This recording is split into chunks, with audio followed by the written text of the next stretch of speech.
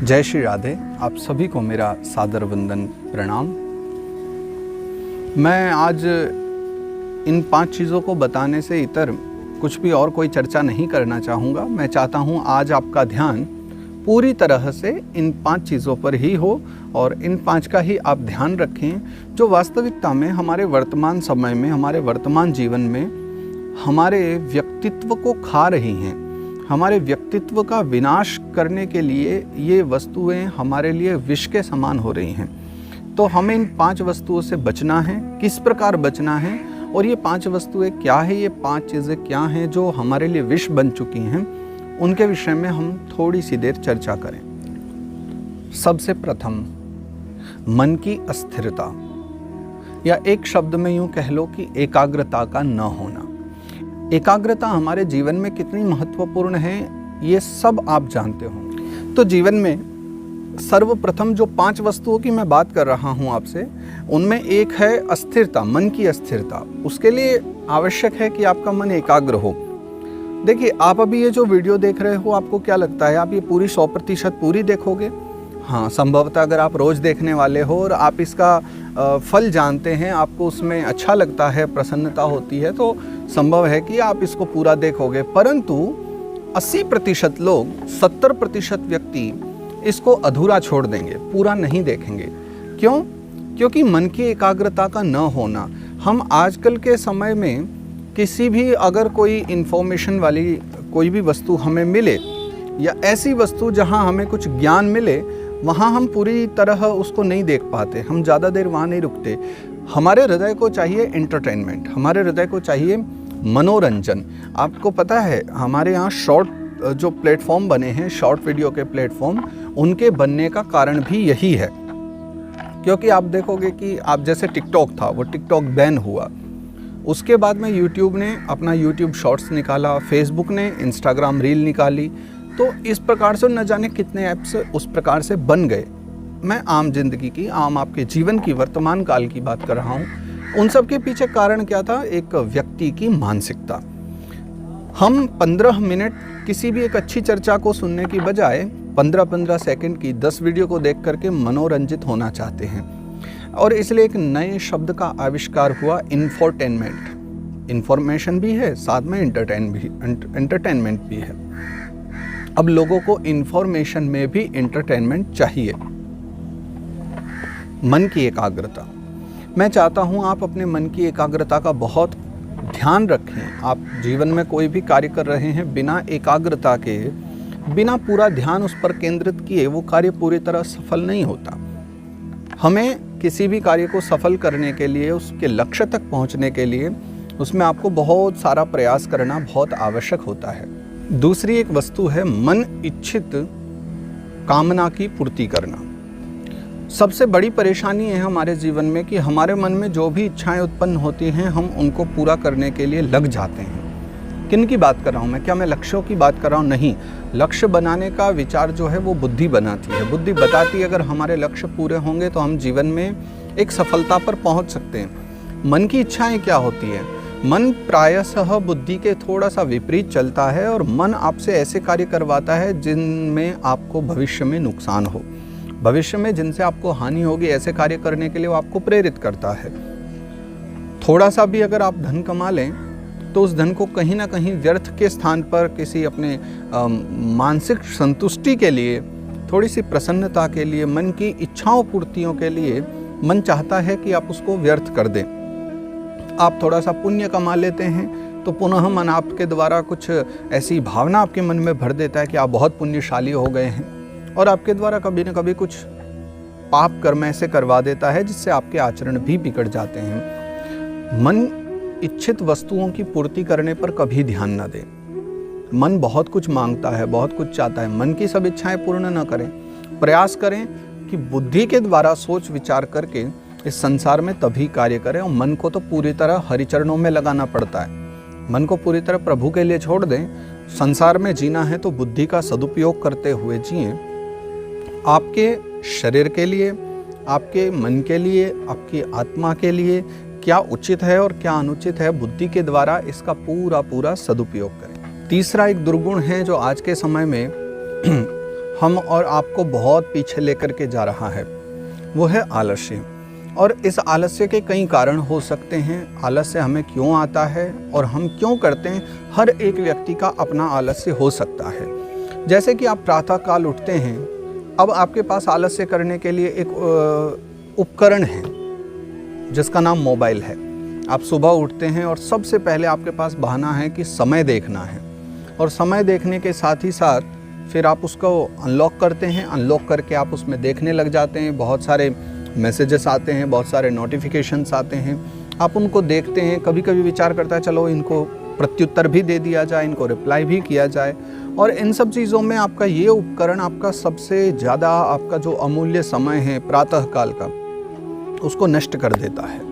और वो समय आपका ऐसा बर्बाद हो जाता है कि आपको पता भी नहीं चलता कब 2-2, 3-3 घंटे व्यर्थ हो जाते हैं। देखिए, एक सत्यता की बात बताऊं, बड़े से बड़ा महापुरुष भी क्यों ना हो आज के वर्तमान के समय में, लेकिन हर कोई उस कालखंड से निकलता है, हर कोई उस अनुभव को करता है। तो बिना अनुभव किए हम वो बात आपको नहीं बता सकते कि वो जब मोबाइलों का थोड़ा स्मार्टफोन का आगमन हुआ और धीरे धीरे इसकी आवश्यकताएं बढ़ी, तो ये सबने अनुभव किया है कि ऐसा हुआ। लेकिन समय के साथ छोड़ देना चाहिए, एक संकल्प ले लेना चाहिए। एक संकल्प आप सबको लेना चाहिए जो आज देख रहे हैं, सुन रहे हैं। एक संकल्प लीजिए, जब तक आप सुबह उठेंगे, स्नान करेंगे, स्नान करके ध्यान, पूजा पाठ और जलपान, इतना सब कुछ नहीं कर लेंगे, तब तक आप अपने मोबाइल का इंटरनेट ऑन नहीं करेंगे। यहाँ तक कि आप मोबाइल देखेंगे भी नहीं। अगर कोई कॉल आती है तो ठीक है, आप उसको रिसीव करें, बात करें, परंतु ये आपको एक तो आलस्य से धीरे धीरे दूर करेगा, क्योंकि आज के समय में मोबाइल एक ऐसा उपकरण है, स्मार्टफोन एक ऐसी वस्तु है जो हमें आलस्य बहुत ज़्यादा दे देता है। व्यर्थ में ही पड़े पड़े बेड पर और चलाते रहेंगे, दुनिया भर का देखते रहेंगे। संकल्प लीजिए, जब तक भजन पूजा पाठ आदि नहीं होगा तब तक आप इंटरनेट तो ऑन करेंगे ही नहीं, क्योंकि वो तो सबसे बड़ी सरदर्दी है। उसके द्वारा तो व्यक्ति ऐसा खो जाता है कि वो व्यक्ति के बहुत सारे अच्छे समय को, देखिए समय ऐसा होता है, आप सुबह जितना जल्दी उठ सकते हैं, जल्दी उठ करके, रात्रि भी आपकी ख़राब मोबाइल ही करता है। आप सुबह जितना जल्दी उठेंगे, उठ करके उसको कुछ सद्कार्य में अपना समय दे सकते हैं। आप सुबह अगर जल्दी स्नान कर लेंगे, उठ करके स्नान ध्यान करेंगे, पूजा पाठ करेंगे, तो बहुत अच्छे कार्य आप कर सकते हैं। अभी देखिए सुबह के 7:30 बजे हैं और 7:30 बजे बैठ करके मैं आपसे ये शुभ चर्चा कर रहा हूँ। हाँ, आप तक ये संध्या काल में ही पहुँचेगी और संध्या काल के समय में आप ये देख रहे होंगे, परंतु सुबह उठ करके आपसे चर्चा करके अब निश्चिंत हैं। अब जीवन में बहुत सारे कार्य हैं कि व्यक्ति अगर सुबह थोड़ा सा जल्दी उठ जाए तो आप बहुत सारे कार्य अच्छे कर सकते हो। सुबह उठने से कोई महान या सक्सेसफुल ऐसा व्यक्ति नहीं बनता है, लेकिन सुबह उठ करके व्यक्ति के पास इतना समय होता है और वो इतने अच्छे कार्य कर लेता है, क्योंकि अच्छे भले मानुष तो वो सारे कार्य सुबह पूरे कर भी लेते हैं जिस समय तक लोग सोए पड़े रहते हैं। तो शुभ कार्य करने हैं तो सुबह जल्दी उठ करके करो और संकल्प लेकर के इस उपकरण को अपने से जितना हो सके उतना दूर रखिए। वैसे तो ये लाभकारी है, बहुत सारे इसके लाभ हैं, बहुत सारी हानियां हैं, सब आपको पता ही है। बस इतना अवश्य करें कि संकल्प लेकर के इसका सुबह सुबह उपयोग न करें। चौथा दुर्गुण एक हमारे समाज में जो व्याप्त होते जा रहा है, जब से वर्चुअली एक दुनिया बनी है ना, जब से फेसबुक, इंस्टाग्राम, यूट्यूब या इस प्रकार के प्लेटफॉर्म जो आए हैं, जहां एक दूसरे से हम मिलने का साधन बन चुका है, जहां ये हज़ारों गुना बहुत अच्छी वस्तु है कि हम नए नए लोगों से मिल सकते हैं, नए नए चेहरों से मिलना होता है, अच्छे लोगों से, सज्जन व्यक्तियों से मिलना होता है, अच्छी चर्चा होती है। जहाँ एक और इसके हजारों सद्गुण हैं, वहाँ इसका एक दुर्गुण भी है कि इस ऑनलाइन जीवन के बीच में हम लोगों की सामाजिक दूरी बहुत ज़्यादा बढ़ गई है। हम अपने ही भाई बहनों से प्रायः महीनों बीत जाते हैं, कभी कभी भाई बहन जो अपने परिवार के रिश्तेदारी में हैं, प्रायः महीनों बीत जाते हैं, उनसे हम बात नहीं करते, कभी मिलते नहीं हैं। कारण क्या है? क्योंकि जब भी किसी की अब याद आती है तो सीधा एक मैसेज कर दिया जाता है। इन सब चीज़ों को ठीक है, ये भी संसार में चल रही हैं, आवश्यक हैं, इनको चलते रहने दीजिए, परंतु सामाजिक दूरी मत बनाइए।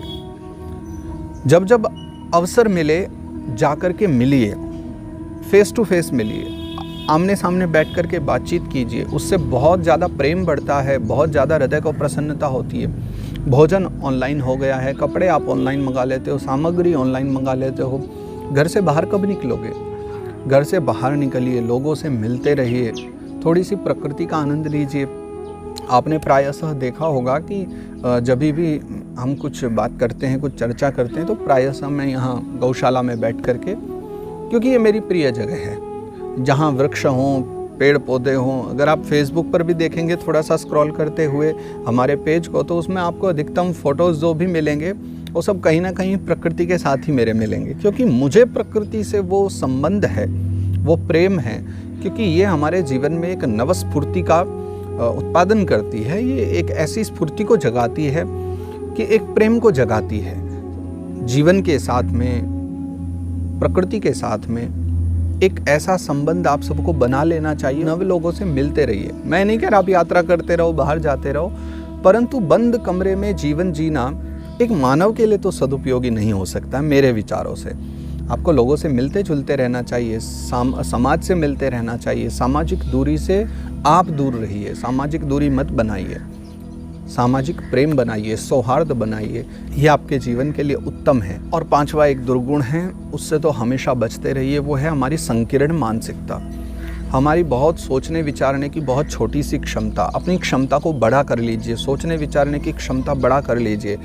आप देखिए, हमारे समाज में जब कोई व्यक्ति बहुत अच्छा काम करता है तो 1 लाख लोग उसको शाबाशी देते हैं, 1 लाख लोग उसको ऐसा करते हैं, गर्व अनुभव करते हैं कि बहुत अच्छा किया तुमने हमारे समाज के लिए।